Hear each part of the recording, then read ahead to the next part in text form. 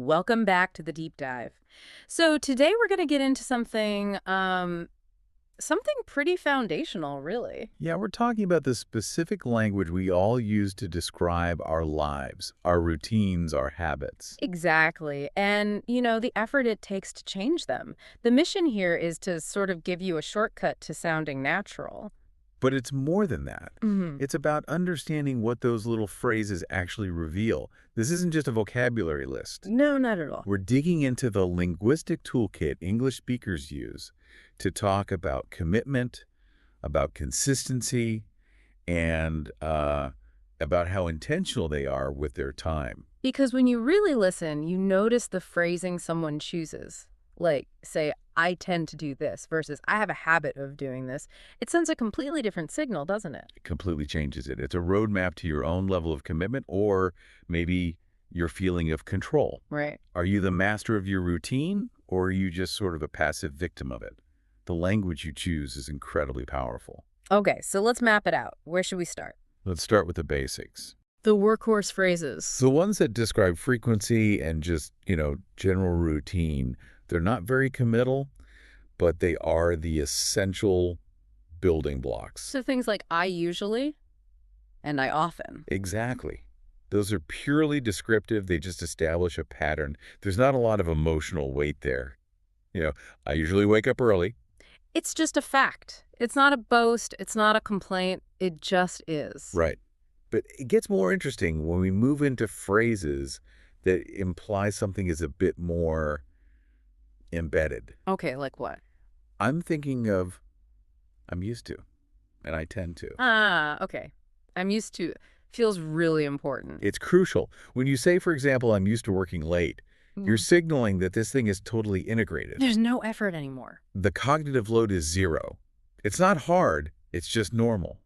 Mm. It implies a kind of comfort with the routine, whether it's good or bad. That's such a key insight. The zero cognitive load. It's just part of the furniture. Hmm. Now, what about I tend to? Because that one feels like it carries a little bit of baggage.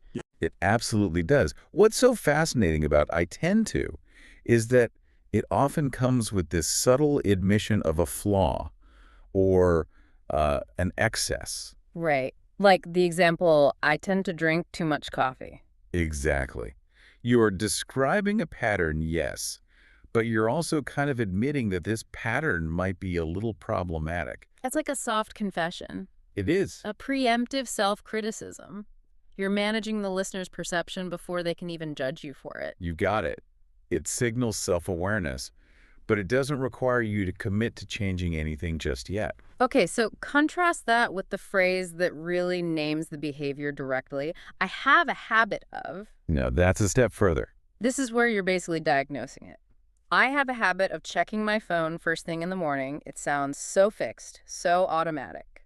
And usually when you say it like that, I have a habit of, you're often talking about something you wish you didn't do. Which brings us to the language of change. This is where aspiration comes in. I'm trying to stop, or I'm trying to start. The whole conversation shifts, doesn't it? The simple descriptors go away, and they're replaced by this language of intentional work. I mean, think about that phone example. You can have a mini conversation. One person says the first part, the diagnosis. Okay, so I have a habit of checking my phone first thing in the morning. Right. See how that phrase frames you. You're subject to the routine. You're pointing out a flaw. And the person who's already figured it out, what do they say? They use a completely different kind of verb. The response might be something like, I avoid using my phone until after breakfast. Ooh, avoid. That's not passive at all. It's active refusal. It shows control. And notice the little social trick you can add in there.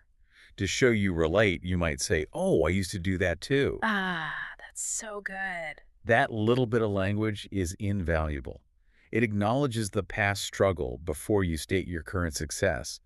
And that makes your positive habit feel way more attainable to the other person.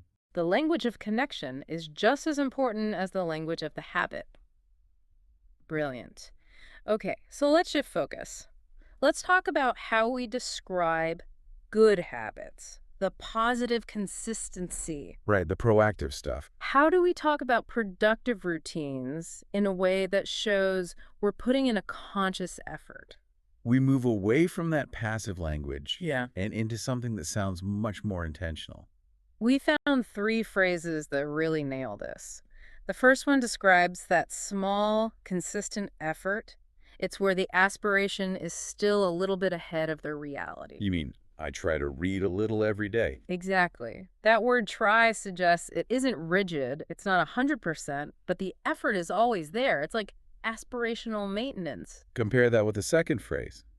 I'm used to going for a walk after dinner. See, there it is again. That signals it's totally integrated. There's no try involved. It's just on the schedule. You'd feel weird if you skipped it. Precisely. But the one I really like, the one that signals the absolute highest level of ownership, is the third one. Which is? I make a habit of writing my goals in the morning.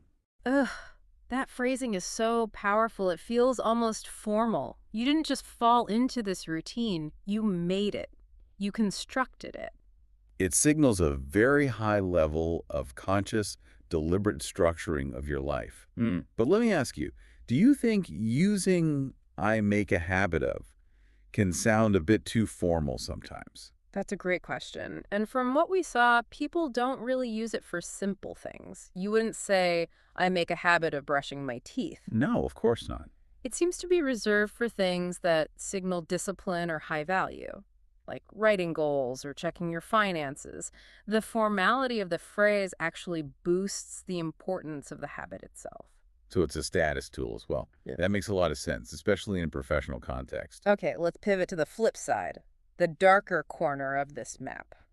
Bad habits. This is where we get into the language of struggle, of mitigation. The active verbs of reduction and stopping altogether. We can revisit tend to here in its most negative form. I tend to procrastinate. It's an admission, isn't it?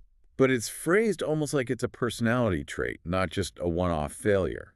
Then you've got the direct label, which leaves nothing to chance. I have a bad habit of staying up too late.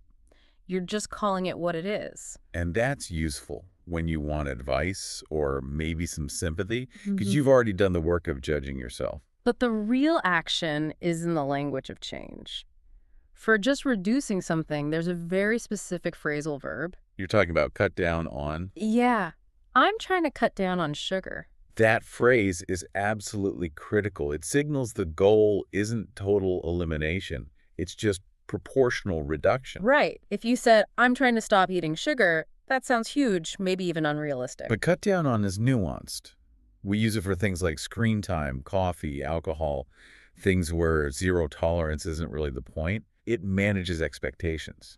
Both for yourself and for others, it's the smart way to talk about moderate change. And then for the most intensive effort, for complete cessation, there's the real heavy lifting phrase. I'm working on breaking this habit.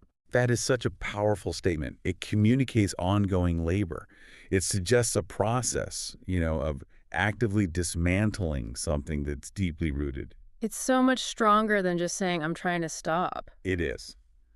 Working on breaking emphasizes the investment, the difficulty, and the commitment to a long-term fight. It's the difference between just stating an intention and actually describing the mental and emotional labor involved. That's a great way to put it.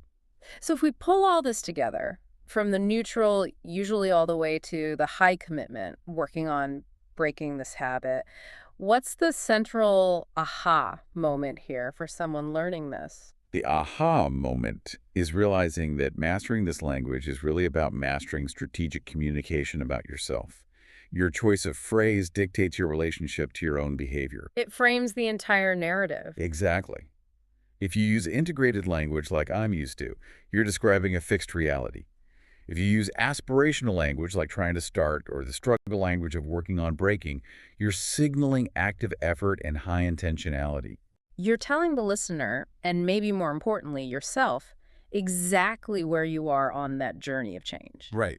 It's not just reporting facts. So to make sure this all sinks in, let's run through a couple of quick examples. Good idea. A little practice. Think about the difference between just quantifying in a routine versus admitting a personal trait.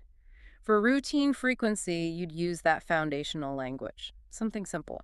Like, I usually exercise 3 times a week. Perfect. It's neutral, it's quantifiable, it's clear. And for describing a personal flaw, something that's habitual. We'd use that direct label of an embedded behavior. I have a habit of forgetting names. That frames it as this consistent, kind of frustrating pattern. You might be fighting it, you might not be, but you're acknowledging how regular it is. So here's the challenge for you listening. Think about these powerful phrases we've learned today. From the formal, make a habit of, to the labor of working on breaking this habit. Try to identify one positive routine you have and one problematic behavior you're dealing with. And then try to articulate both of them using the most precise phrase we've discussed. Because being able to do that naturally is the key. It's how you master conversations about personal structure, both with others and, honestly, in your own head. We've really tried to arm you today with the exact linguistic tools to go beyond simple descriptions and truly express commitment, consistency, and change. This is how you really master the language of self-improvement. And that kind of brings us to a final thought for you to take away. If it's true that language shapes our thoughts, then how does the specific way you describe your habits influence your actual success in changing them? Ooh, that's a good one. Whether you frame them as fixed or as aspirational or as something you're actively dismantling, that choice of phrase isn't just for sounding fluent, it's a silent, powerful, internal commitment. So think about the signal you're sending next time. Exactly. A truly deep dive into the architecture of personal change. Until the next one, use these tools well.